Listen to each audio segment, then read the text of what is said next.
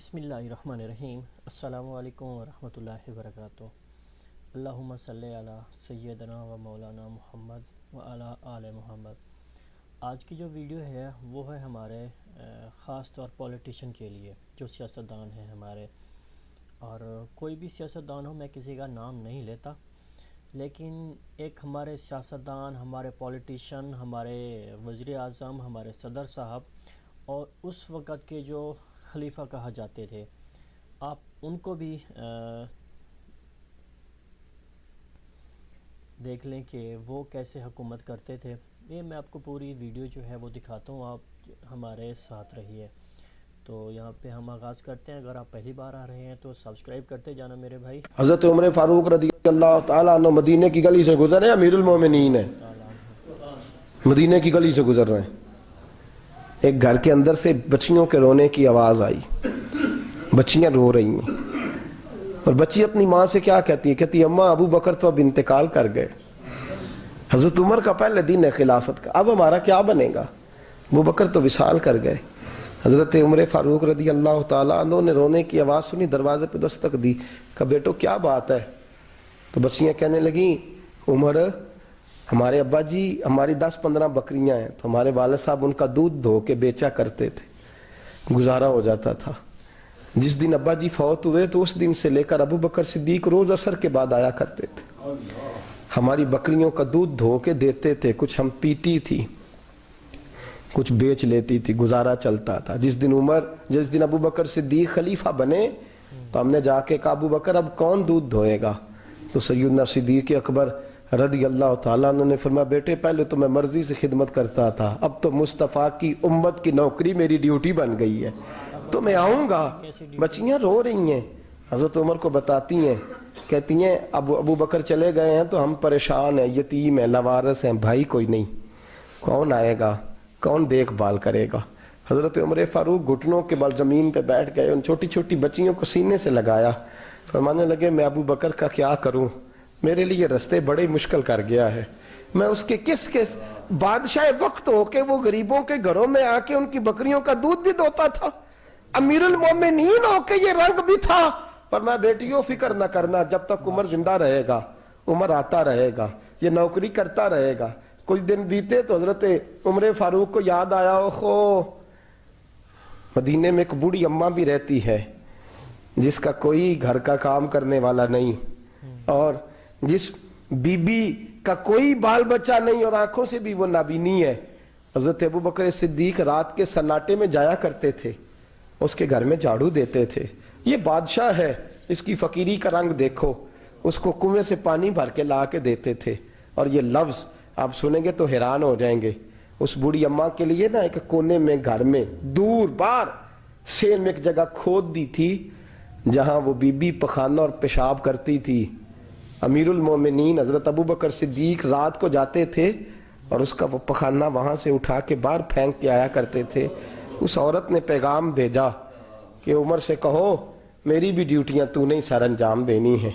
عمر فاروق ساری رات کام کرتے، سناٹا گہرا ہوتا تو جھاڑو دبایا ہے بغل میں، اور عمر فاروق نکلے ہوئے، اس بی بی کے گھر میں جھاڑو دیا جا رہا ہے۔ حضرت انس بن مالک فرماتے ہیں میں نے آخری عمر میں بھی اس بوڑھے عمر کو دیکھا ہے، اس بڑھاپے میں بھی میں نے اس شخص کو دیکھا ہے کہ جب وجود کمزور ہو گیا، داڑھی سفید ہو گئی، لیکن پھر بھی اس کا انداز نہیں بدلا۔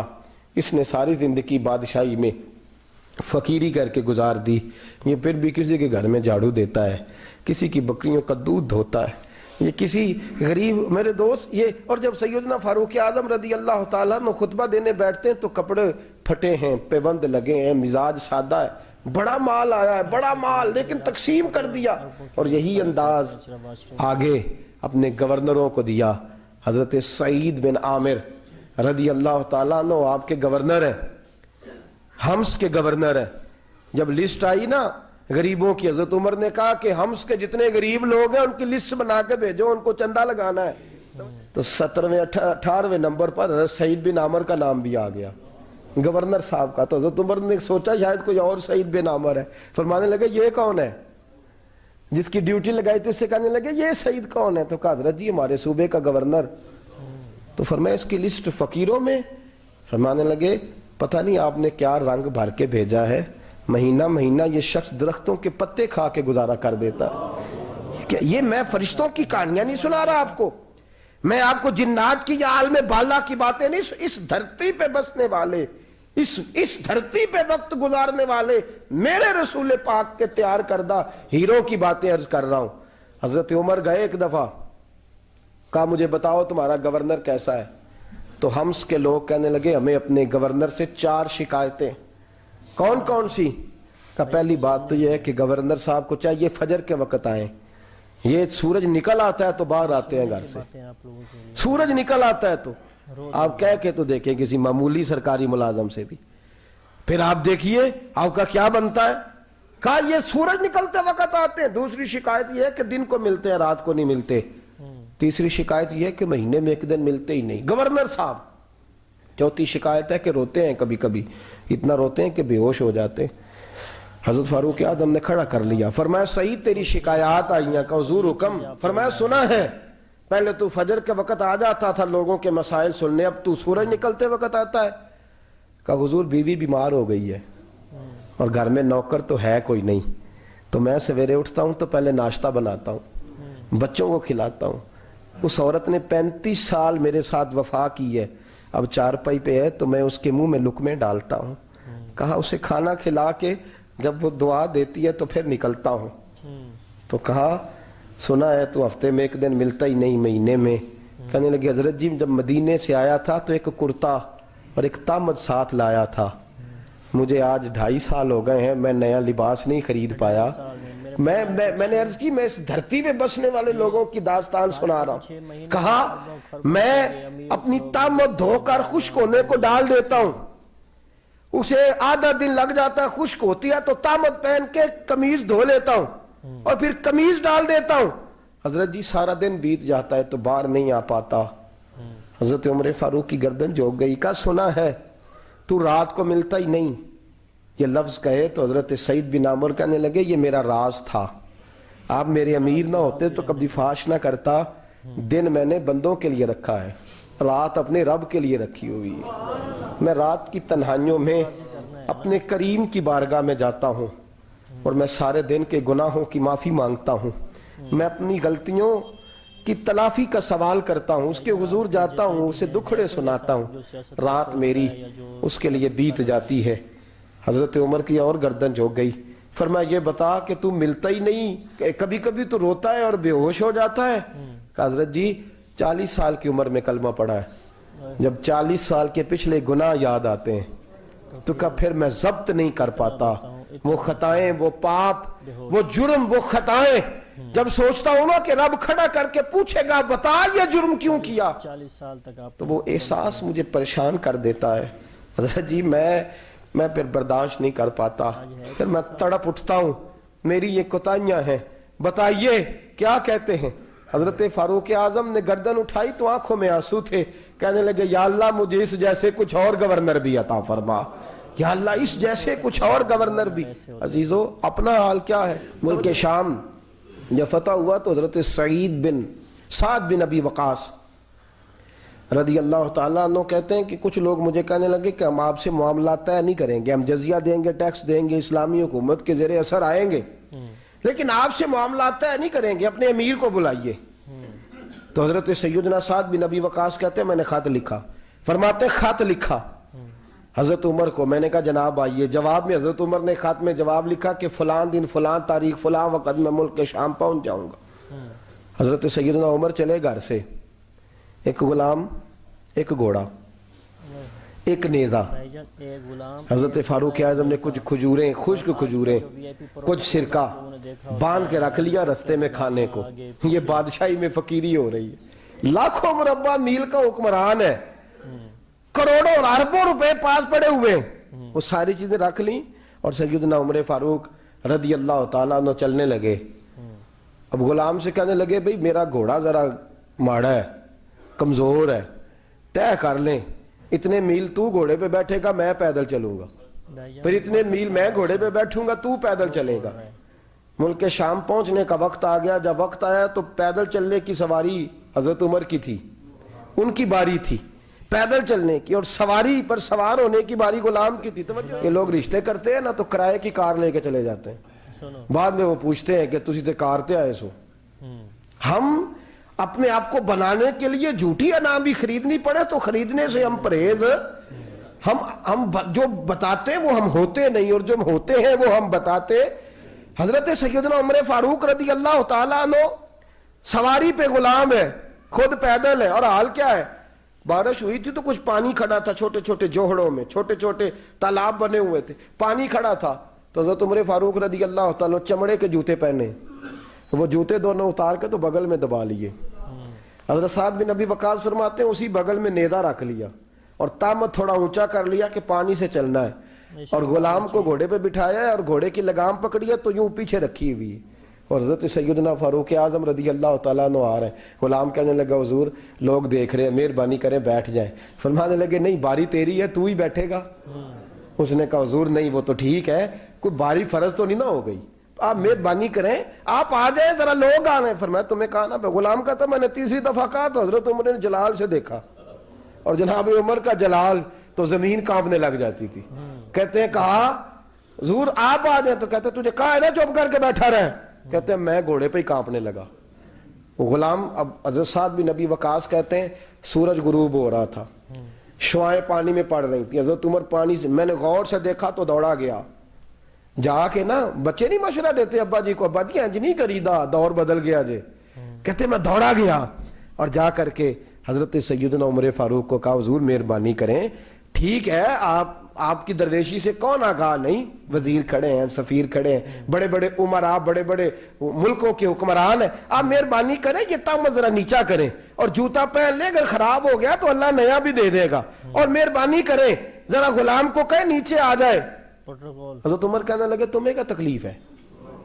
کہا حضرت جی وہ وزیر مشیر کھڑے ہیں, یہودی ہیں, عیسائی ہیں, نجرانی ہیں, وہ بڑے بڑے مذاہب کے اور بڑے بڑے ملکوں کے, آپ کا بڑا نام سنا ہے. حضرت سیدنا سعد بن ابی وقاص فرماتے ہیں میرے ساتھ اتنا ترش رویہ حضرت عمر کا پہلے کبھی نہیں ہوا. کہتے ہیں ماتھے پہ شکن آیا اور کہنے لگے تجھے تیری مار ہوئے, ان 4 لوگوں کے لیے میں اپنے نبی کا طریقہ چھوڑ دوں, ان 4 دنیا داروں کے لیے نبی پاک کا طریقہ چھوڑ دوں. فرمانے لگے سر سے پگڑی اتاری حضرت عمر نے جلال میں, فرمانے لگے میرے سر پہ جو بال ہے نا یہ مجھے کسی دنیا دار نے نہیں دیے, یہ ساری عزتیں مجھے آمنہ کے لال نے عطا فرمائی ہے, اور میں ان محبوب کا طریقہ ان 4 لوگوں کی خاطر چھوڑ دوں. فرمایا قرآن کہتا ہے ان اللہ یأمر بالعدل والاحسان, جب میں نے خود عدل کا تقاضا یہ رکھا ہے کہ کبھی وہ بیٹھے گا کبھی میں بیٹھوں گا, باری اس کیا تو میں کیسے بیٹھ جاؤں. حضرت سعد بن ابی وقاص فرماتے ہیں اسی درویشی میں سلام اس پر کہ جس نے بادشاہی میں فقیری کی. کہتے ہیں اسی درویشی میں حضرت عمر پہنچے تو جو پہلے ڈرا کرتے تھے جب حضرت عمر آئے تو انہیں کامتے بھی دیکھا, روب اور بڑھ گیا, ان کے دلوں کے اندر حضرت عمر کا دبدبا اور بڑھ گیا, اور میرے کانوں میں کہنے لگے سعد پہلے سنا تھا لیکن دنیا سچی کہتی ہے جو حال محمد اور محمد کے غلاموں کا ہے صلی اللہ علیہ, وہ دنیا میں دوسرا کوئی حاصل کر سکتا. آج ہمارے پروٹوکول, ہمارے دبدبے, ہماری انا پرستیاں, ہمارے دعوے, ہمارے طریقے, میرے عزیزوں لوگ ہمیں آ کے مثال دیتے ہیں, کہتے ہیں یورپ کی فلاں گلی میں یہ ہوتا ہے. میں نے کہا وہ گرد راہ کو نہیں پہنچ سکتے, یہ ساری چیزوں تو میرے مصطفیٰ کے غلاموں سے حاصل کی ہیں. لوگ ہم نے چھوڑ دی, غیروں نے اپنا لی. خدارا اپنی زندگی میں تبدیلی لائیں, درویشی, سادگی, بے تکلفی, یہ زندگی حسین ہوتی ہے, یہ زندگی سکون والی ہوتی ہے, یہ زندگی اچھی ہوتی ہے, یہ فرحت اور تازگی والی ہوتی ہے. اپنے آپ کو ان تکلیفوں اور آلائشوں میں مبتلا نہ کریں. اگر اللہ مال دے, عزت دے, دولت دے, اللہ تعالیٰ نفاست عطا کرے تو پھر اپنے آپ کو سادہ کریں, آزاد کریں, کھلی ہوئی کتاب بنا کے اپنے آپ کو رکھیں. مجھے ایک بچہ کہنے لگا حضرت جی جب بھی آتے ہیں آپ کہیں بیٹھے مل جاتے ہیں, ہم کسی کو لا کے کہتے ہیں جناب حضرت جی بڑے مصروف ہیں اور آپ یہاں آگ تاپ رہے ہیں جلا کے, مہربانی فرمائیں. میں نے کہا یار 2-4 دن تو بن سور کے بیٹھنا بندے کے لیے آسان ہوتا ہے, سارا دن ملمہ سازی کر کے رکھنا اتنا آسان کام تو ویسے بھی بندہ جو ہو وہ نظر آئے تو اس کے لیے زیادہ بہتر ہوتا ہے, جو ہو وہ دکھائی دے وہ زندگی آسان ہو جاتی ہے، بہتر ہو جاتی ہے. اور ویسے بھی جو کھلی ہوئی کتاب ہوتی ہے اس میں لوگ مشکوک نہیں ہوتے، جو بندی ہوئی ہوتی ہے نا اس میں لوگوں کو خبر نہیں ہوتی کہ نہ جانے یہ کیا معاملہ ہے. میرے عزیزو، اپنے آپ کو بے تکلف بنائیں.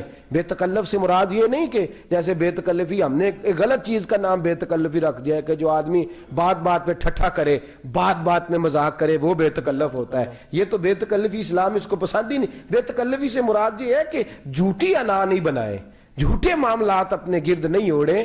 اپنی اگر اللہ آپ کو بہت زیادہ مال و دولت دیتا ہے تو جتنا وہ مولانا رومی کہتے ہیں جتنا ٹہنی پہ پھل زیادہ لگتا ہے نا اتنی وہ ٹہنی جھک جاتی ہے. جو اکڑی ہوتی ہے سمجھو وہ خالی ہوتی ہے. اگر آپ پھلدار ہیں تو پھر آپ کو جھکے، پھر آپ کو با اخلاق ہونا چاہیے، با مروت ہونا چاہیے، پیار والا ہونا چاہیے. زندگی میں اس چیز کو ضرور اپنائیے. بڑے لوگ وہی ہوتے ہیں جن کا کردار بڑا ہوتا ہے، بڑے وہی ہوتے ہیں جن کی بات بڑی ہوتی ہے. کوئی باتوں سے اور پروٹوکول سے کبھی بڑا نہیں ہوتا. ہمیشہ مدحت خیر الانام میں گزرے، دعا ہے یہ عمر درود و سلام میں گزرے. آخر دعوانا ان الحمدللہ. انشاءاللہ انشاءاللہ. دیکھیں جی، آپ لوگوں نے بھی سن لیا. یہ سننے چاہیے بیان، آپ لوگوں کو سب کچھ پتہ لگے گا کہ کیا تھا، اب کیا ہو رہا ہے اور آپ لوگوں کو کیا کرنا ہے. تو ویڈیو اچھی لگے تو لائک، سبسکرائب اور اپنے دوستوں کے ساتھ شیئر ضرور کریں. چاہے ڈاؤن لوڈ کر کے گروپوں میں بھیجیں، چاہے لنک سے بھیجیں، لیکن یہ سننا چاہیے. اگر کوئی پولیٹیشین سیاستدان ہے تب بھی، اگر نہیں ہے تب بھی. تو انشاءاللہ اگلی ویڈیو کے لیے دیجیے اجازت. اللہ حافظ. فی امان اللہ.